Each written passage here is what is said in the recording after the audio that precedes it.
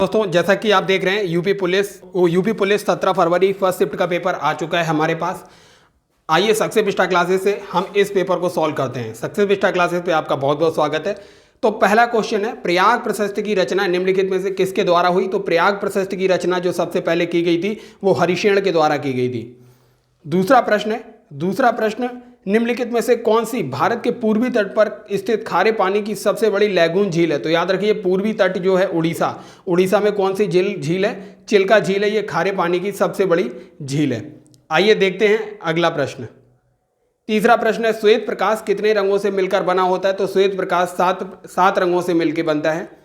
अब देखते हैं अगला, ग्रेट बैरियर रीफ निम्नलिखित में से किस देश के तट पर स्थित है? तो ग्रेट बैरियर रीफ ऑस्ट्रेलिया, जैसे ये ऑस्ट्रेलिया के पूर्वी और उत्तरी सिरे पर स्थित है ग्रेट बैरियर रीफ। तो इसका ऑप्शन सी करेक्ट होगा। अगला प्रश्न देखते हैं। प्रश्न अगला पांचवा है, निम्नलिखित में से कौन 1946 में भारत की संविधान सभा के अध्यक्ष थे? तो संविधान सभा के अध्यक्ष थे डॉक्टर राजेंद्र प्रसाद, भारत के पहले राष्ट्रपति, और प्रारूप समिति के अध्यक्ष डॉक्टर भीमराव अम्बेडकर थे। तो इसका ऑप्शन डी करेक्ट है। 6 देखते हैं, सोनपुर का पशु मेला हर साल भारत के निम्नलिखित में से किस राज्य में आयोजित होने वाला एक सांस्कृतिक कार्यक्रम है? तो सोनपुर का जो पशु मेला है ये बिहार राज्य में, जहां पर गंगा और सोन नदी का संगम होता है, वहां पर ये मेला लगता है, सोनपुर बिहार में। आइए 7वां प्रश्न देखते हैं, अंगूर की खेती, उपज और कटाई को निम्नलिखित में से किस नाम से जानते हैं? तो याद रखिए, तो विटिकल्चर जो है, विटिकल्चर अंगूर की खेती के नाम से जाना जाता है, विटिकल्चर अंगूर की खेती। ऑप्शन प्रश्न संख्या 8 देखते हैं, वेलाडीला की पहाड़ियां बैल के कुबड़ की तरह दिखती हैं। पहाड़ियों की यह श्रृंखला भारत के निम्नलिखित में से किस राज्य में स्थित है? ये वेलाडीला की पहाड़ियां बैल के कुबड़ की तरह दिखती हैं। इन पहाड़ियों की श्रृंखला आप देखेंगे छत्तीसगढ़ में है। वेलाडीला राष्ट्रीय उद्यान भी है, ये छत्तीसगढ़ के अंदर ही है। आइए अब अगला प्रश्न देखते हैं।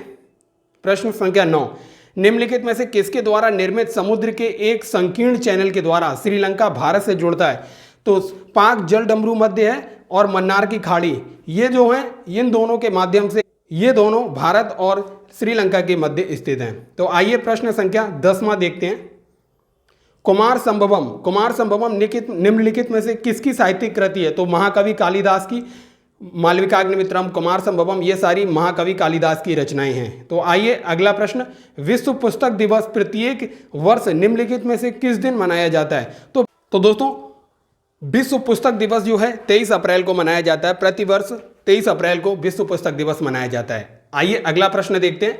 प्रश्न संख्या 12, निम्नलिखित में से किस राज्य के कुछ हिस्सों में 400 साल पहले नहर सिंचाई की एक स्थानीय प्रणाली विकसित हुई थी, जिसे कुल कहा जाता था? तो दोस्तों ये कुल नाम की जो नहर प्रणाली थी ये हिमाचल प्रदेश, ऑप्शन सी इसका करेक्ट है, हिमाचल प्रदेश में प्रसिद्ध थी।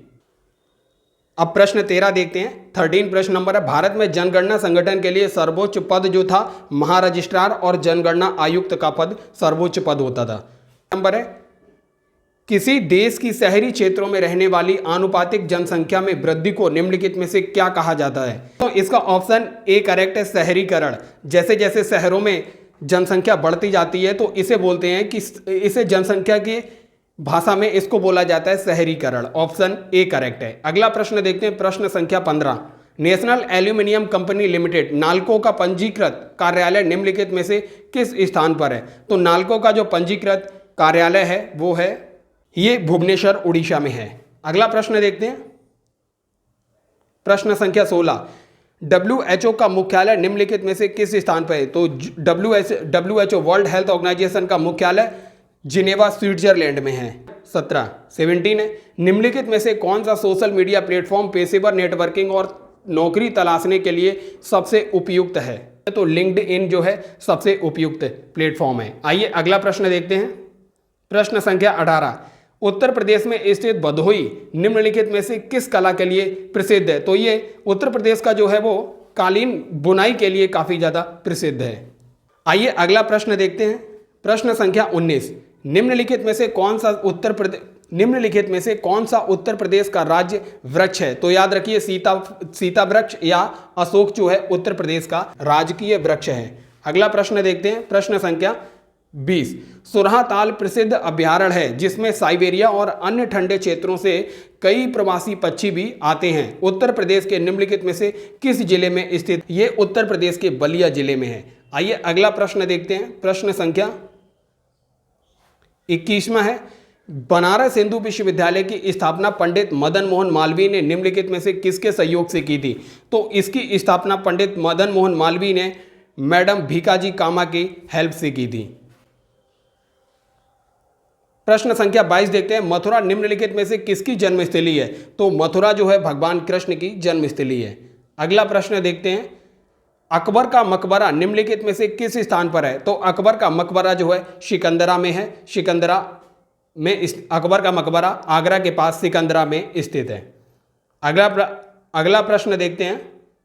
प्रश्न संख्या 24, निम्नलिखित में से उत्तर प्रदेश का कौन सा प्रसिद्ध लोक नृत्य धान और मक्के की खेती के दौरान किया जाता है? इसका ऑप्शन डी करेक्ट है, कजरी। कजरी नृत्य ये फसल से संबंधित उत्तर प्रदेश का लोक नृत्य है। आइए अगला प्रश्न देखते हैं। प्रश्न संख्या 25, उत्तर प्रदेश की राजस्व संहिता 2006 के अनुसार उत्तर प्रदेश अवधि या एक पट्टे वचनबंध या अनुदान के तहत धारित भूमि खंड को निम्नलिखित में से क्या कहा जाता है? इसका ऑप्शन ए करेक्ट है, धृति या होल्डिंग्स। अगला प्रश्न देखते हैं। प्रश्न संख्या 26, यूपीएसएसएफ का पूरा नाम बताएं। यूपीएसएसएफ का पूरा नाम जो है Uttar Pradesh special security force, option A correct है। निवेश मित्र मोबाइल एप्लीकेशन उत्तर प्रदेश राज्य से संबंधित है।